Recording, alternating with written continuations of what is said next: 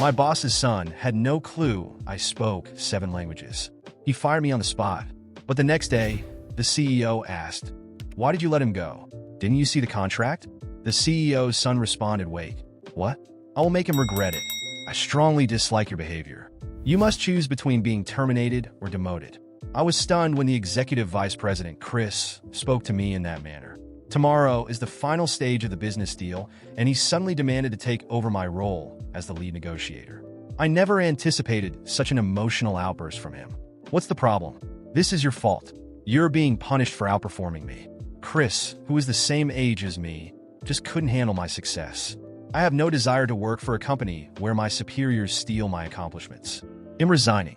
I'll leave tomorrow's negotiation to you, Executive Vice President. With that, I quickly exited the conference room. Just before the negotiation, President John appeared puzzled as his son. Chris proudly declared he would handle it himself. "What do you mean?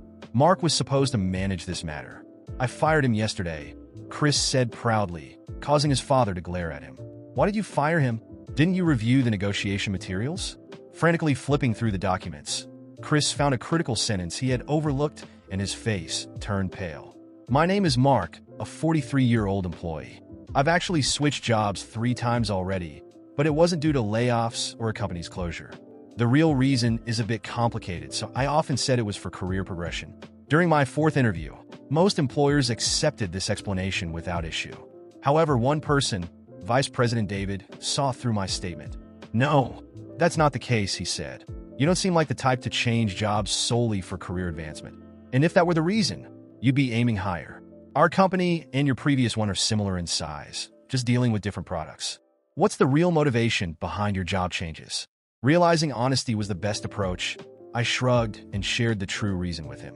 David listened intently, considering my explanation. "I understand your reasoning and why you concealed it. All right, I'll take care of it." With a sly grin, David concluded the interview, leaving me uncertain if I had met the requirements. I anxiously waited a couple of days, and when the notification arrived, I was stunned. It stated that they wanted to hire me as a sales manager. What does this mean? I applied for a supervisory position in the sales department. I called to clarify if there was a mistake. David laughed heartily. "The current sales manager is about to retire. Given your background, Mark, there's no issue with you taking his place. Furthermore, a manager's role is to lead, not to be led. You understand what I mean, right?" Comprehending David's reasoning, I gratefully accepted the job offer. The workplace I joined was not at all uncomfortable.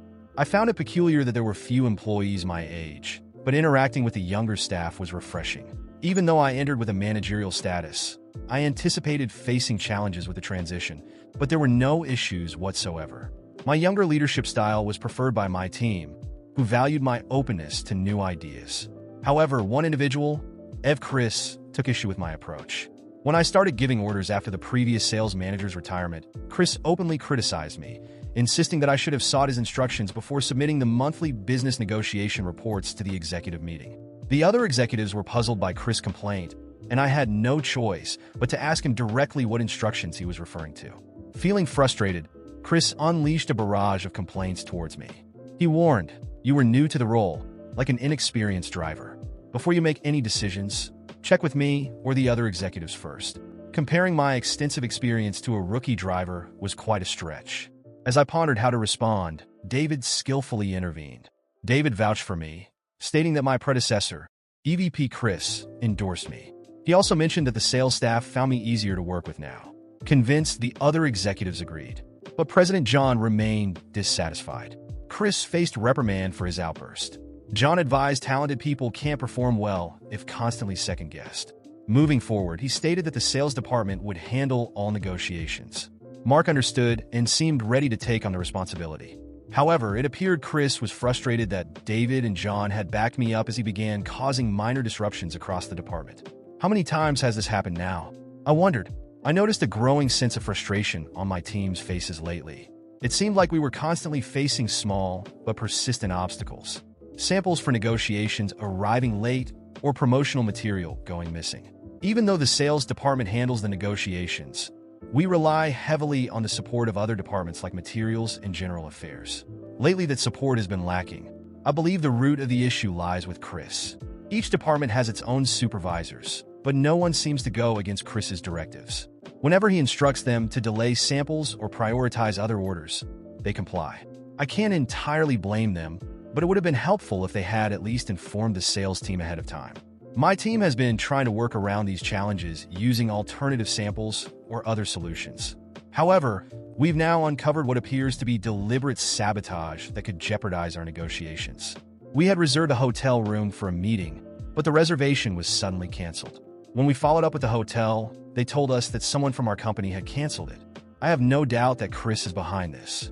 Confronting Chris directly was the only way to address the sabotage and prevent further delays in the negotiations. Despite his denials, the evidence clearly pointed to his involvement in the last-minute hotel room cancellation. Determined to uncover the truth, I entered his office ready to confront him. As expected, he claimed ignorance, blaming it on a simple mistake by my team. However, the facts didn't align with his story. The sudden cancellation, the limited knowledge of the room details, and the finance department's connection to Chris all suggested his culpability. Faced with the mounting evidence, Chris fell silent, unable to refute the accusations. Informing our clients about the change could raise suspicions, but I couldn't let his actions jeopardize the team's hard work. Resolving this issue was crucial to ensuring the success of the negotiations. I recognized the significance of the upcoming negotiation, so I chose to prioritize securing its successful completion over confronting Chris more forcefully. This negotiation is crucial, and any further interference from you will leave me no choice but to escalate the matter to the president. I can provide the recorded call as evidence at the executive meeting. Although Chris appeared to back down, I couldn't dismiss the possibility of him continuing his disruptive actions. True to my concerns, he decided to usurp control of the negotiation at the worst possible moment. Despite the challenges we'd already overcome, such as the hotel room change, the negotiation was nearing its conclusion, and I had expected the top executives to finalize the contract the following day. However, first thing in the morning, Chris summoned me to his office, and I cannot entrust this important negotiation to you. I will take over. You need to worry about it.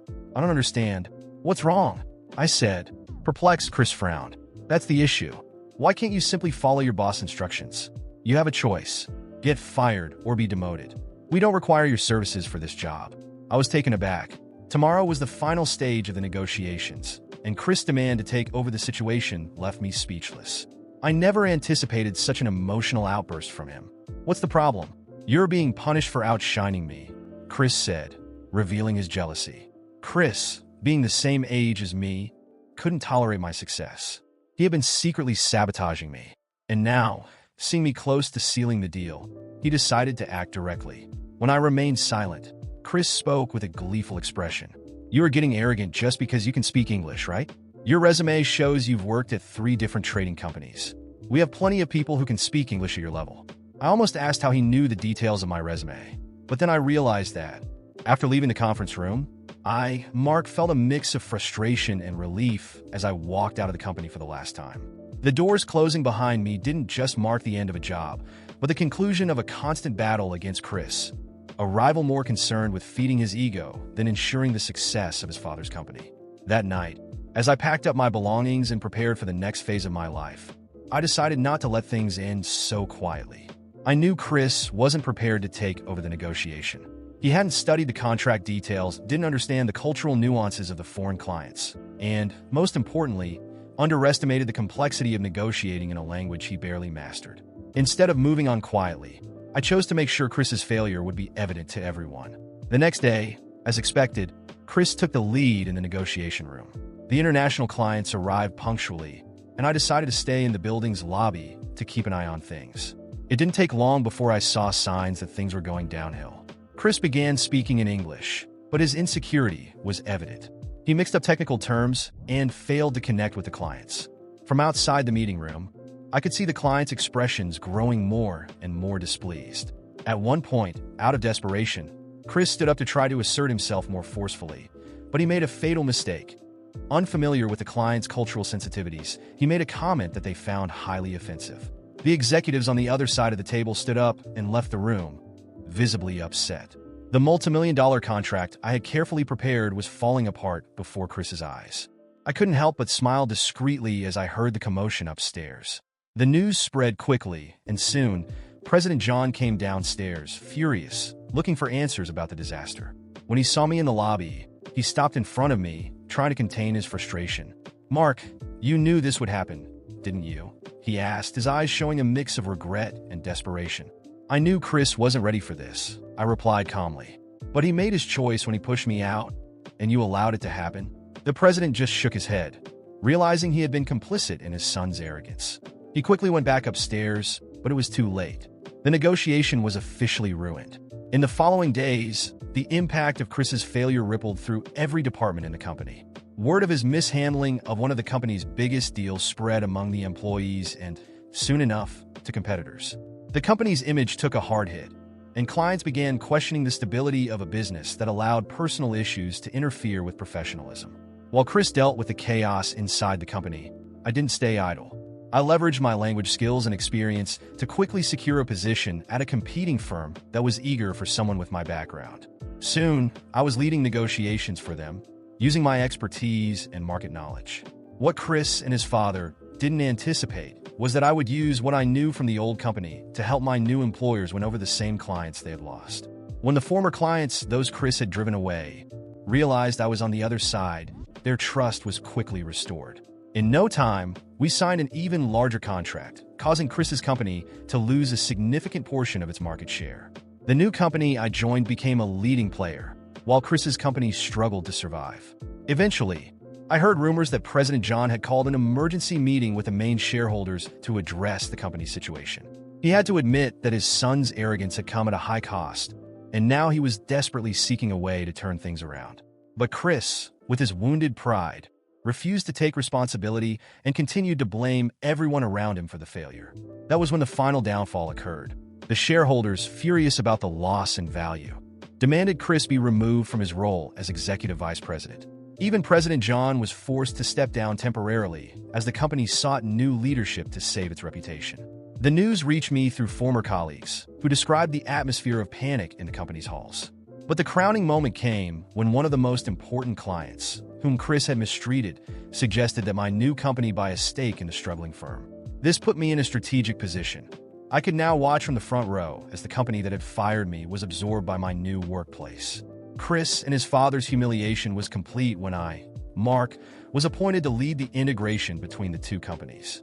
Now, I was back in the same building where I had been dismissed, only this time as a representative of the company that had surpassed the old one. When I crossed paths with Chris in the hallway, I couldn't resist a remark. "I warned you that you weren't ready to handle this, Chris. And now look where we are." Chris tried to respond, but no words came out. He looked smaller, defeated, a reflection of someone who had allowed pride and envy to consume him. And me? I walked away, without looking back, knowing I had won the battle fairly, and that, no matter how bitter the memories, they now belong to the past. A few years have passed since that dramatic ending, and a lot has changed since then. Today, I am known in the industry as one of the most renowned and respected negotiators, someone who understands the nuances of every market and, most importantly, knows how to build relationships with clients and partners. My journey wasn't easy, but every challenge I faced, especially the clash with Chris, taught me a great deal about resilience and strategy. The company I work for now has thrived remarkably. With my help, we've expanded into new markets, grown our client base, and closed deals that once seemed impossible. Recognition followed in the form of a position as Director of International Negotiations, something I never imagined when I first started in this field. My influence has grown so much that I'm frequently invited to speak at conferences, international events, and interviews about managing complex negotiations and turning struggling companies around. Meanwhile, Chris's path took a very different turn. The arrogance he once displayed so proudly became the cause of his downfall. After being removed from his father's company, he tried to start his own business, hoping to prove that he could succeed on his own. But he quickly discovered that running a company is far more challenging than he anticipated. Lacking the necessary experience, the ability to nurture client relationships, and above all, the humility to learn from his mistakes, he faced a string of failures. His initial ventures quickly racked up debts, and the reputation he built by alienating former clients followed him wherever he went. The market's lack of trust was a blow he couldn't overcome. While I was sealing million-dollar deals, Chris was drowning in loans and desperate attempts to keep his businesses afloat. News of the bankruptcy of his latest venture spread through business circles, making it clear that he had been undone by his own incompetence. The irony is that while I accumulated awards and was consistently recognized by my peers, he became an example of what not to do in business. Industry courses and workshops began using him as a classic case study of how pride can destroy a professional. And in some of those lectures, I was there on stage as the counterexample, the one who managed to bounce back and turn a setback into an opportunity for growth. From time to time, I encounter people who still remember what happened between us. They mention how surprising it was to see someone who had been underestimated rise to become a giant in the industry, while the arrogant president's son fell by the wayside. I hold no grudges against Chris. In fact, I almost feel sorry for him. He had every opportunity to learn and grow, but chose to remain blinded by his own vanity. Recently, I heard that he moved to a smaller town, trying to rebuild his life away from the corporate world he once scorned. Meanwhile, I enjoy the comforts of a life I built through hard work, living in a sought-after neighborhood and providing my family with the security I once only dreamed of. Sometimes, when I reflect on everything that happened, I realize that achieving financial success and gaining recognition wasn't the most important part. The real victory was knowing that I overcame the obstacles thrown my way and built something solid and lasting. In the end, Chris became just a distant memory, a reminder that success doesn't depend on a last name, but on dedication, vision, and most importantly, character. Now, every time I walk into an important meeting, I see the respect in the eyes of those around the table. They know they are dealing with someone who has faced the worst and emerged stronger. And for me, that is the ultimate proof that I made the right decision when I left that toxic environment behind. Today, I have no doubt I won, and Chris is a living example of what happens when arrogance clouds one's judgment.